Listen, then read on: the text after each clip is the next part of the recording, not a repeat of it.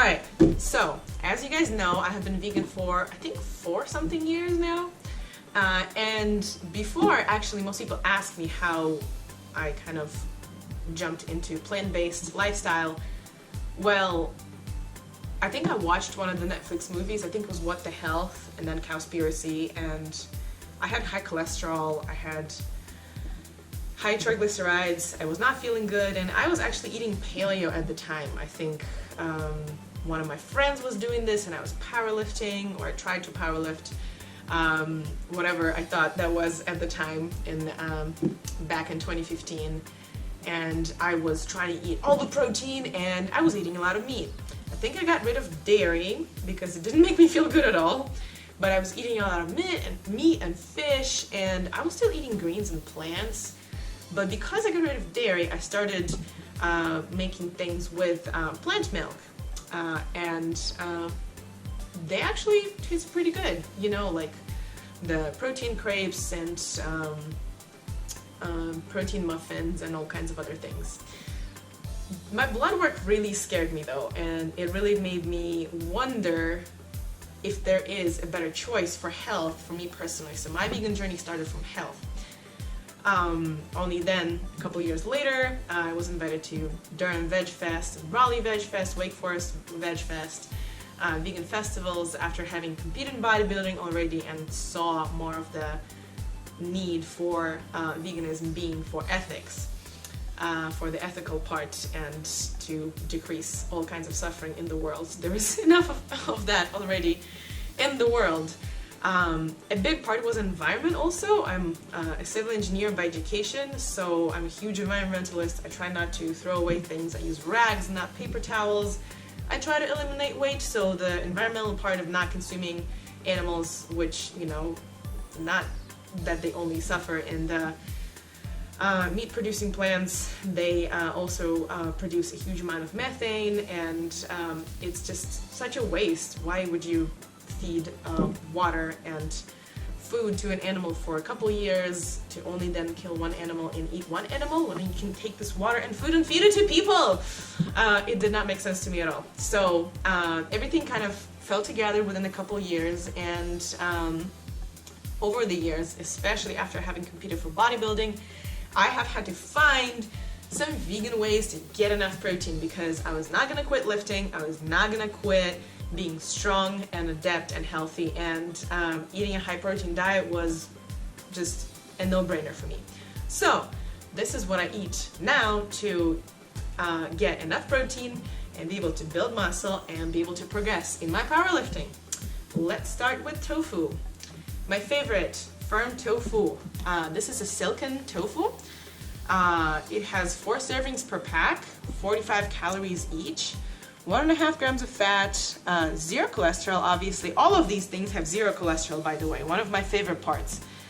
And 7 grams of protein. So I usually eat about a pack of that and make pudding out of it. Highly recommend you check it out. There's a couple of recipes on the website and on Instagram.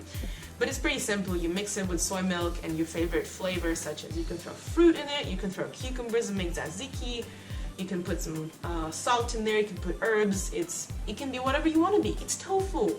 It doesn't really have a taste. Silken tofu can become anything. It's a magic food. I absolutely love it. Alright, tofu out of the way. By the way, in terms of cholesterol, I wanted to open you a little personal revelation. 8 weeks after I went vegan, I did blood work again, just out of curiosity, because I did feel better. I don't think I could eat that much protein at that time, even though I was trying, but I was trying to learn how to cook the beans and learn how to cook the tofu and trying all the fake meats.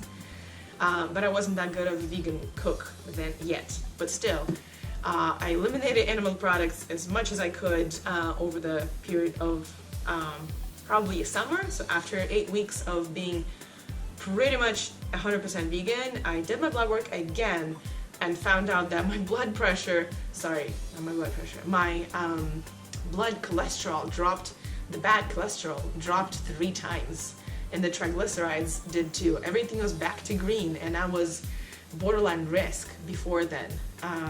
It was kind of crazy because the only thing that I changed was food.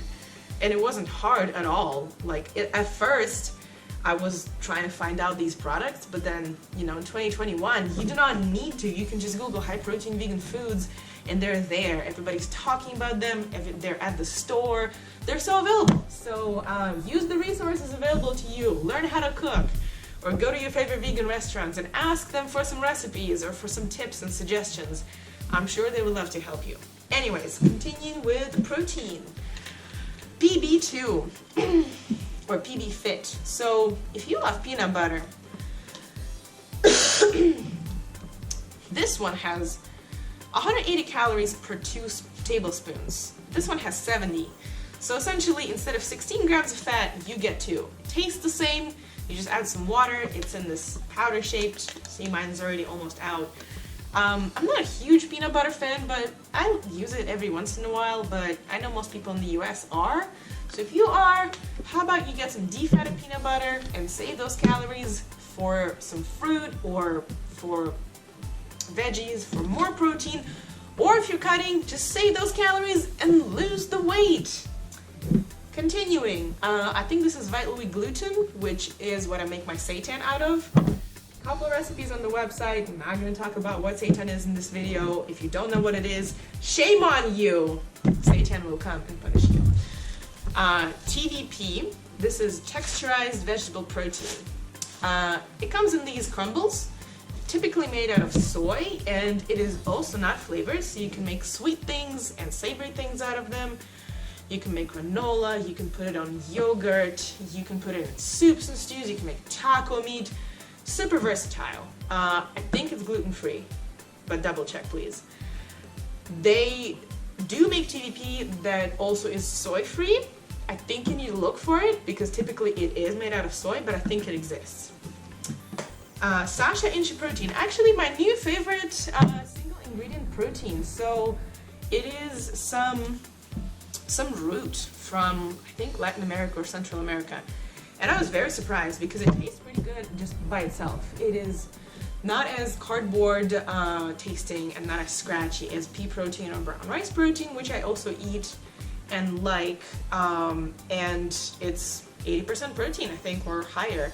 So across the board, most vegan proteins that are extracted, that are like single ingredient, will come about 80 to 90% protein. You know, pea protein and brown rice protein, they all are just powdered, and you can drink them with water, and they taste like nothing.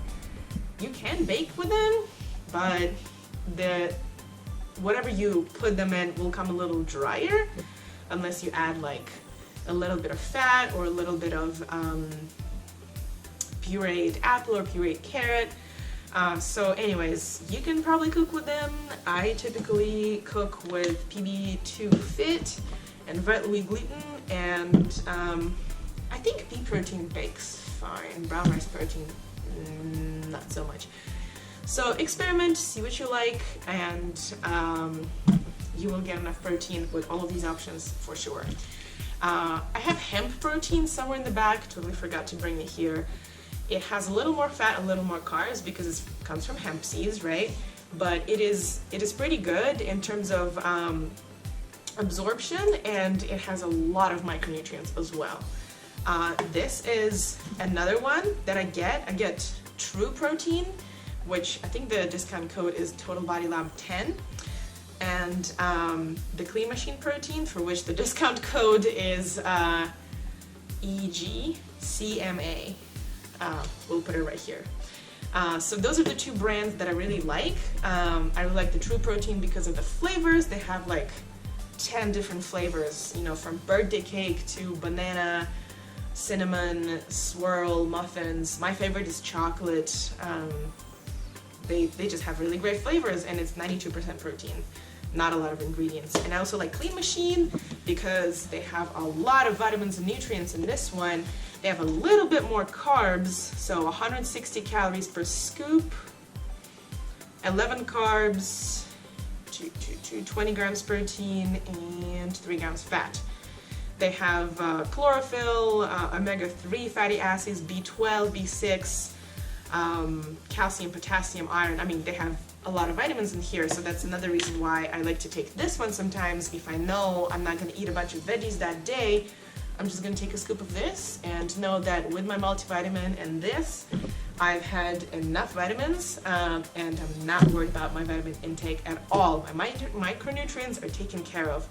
I also think this one is not extracted, and it's made out of a really interesting protein. So it's made from freshwater lentil, which is, they just grow it in farms. So all of these are just, you know, normal plants, normal farms. This one is a pretty sustainable protein from a plant where they don't need to extract it. It already comes with a bunch of vitamins and nutrients, and I think compared to like spirulina and moringa and other green proteins, this one also tastes pretty good. So yeah, check them out. I really like this one. You may need to get used to your taste. It is green in color. It has only one flavor, which is vanilla chai, which I like, but you may not. So if you don't, get one of these or get yourself some tofu and up your protein as a vegan. See, there's a lot of options. If you want to eat meat, you can, but you don't have to. Just try one of these. Maybe it doesn't suck. Just try it. Just for the hell of it. Maybe you like it. I'll talk to you later.